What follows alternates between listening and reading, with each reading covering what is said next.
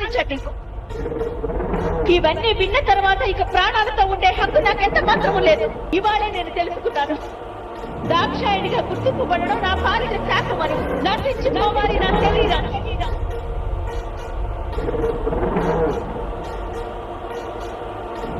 ఆజ్ఞాపించండి. విధ్వంసం